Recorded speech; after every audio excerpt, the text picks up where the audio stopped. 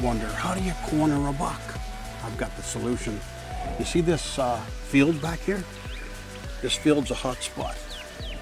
Here's what's going on. You see this corner down here? Those are all oaks. Some of the only oaks on this whole hillside. Those oaks attract whitetails. But you know what whitetails don't like to do? They don't like to walk across an open field. They don't like that a bit. So what do? They rubber band around the corner in the woods. That's cornering a whitetail. You see, they're going to avoid this field. It's like detouring terrain. And so here's how you set up in a corner.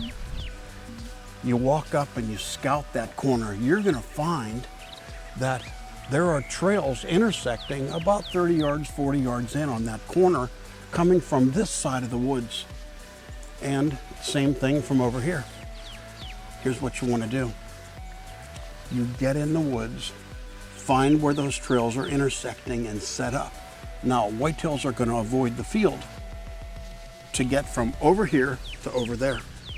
And so what you do is you face the woods with your stand set up or your blind. You want to be able to shoot all the way to that perimeter trail that's rubber banding around the corner. Corners, don't overlook them. You can corner a buck. And that's this week in the whitetail woods.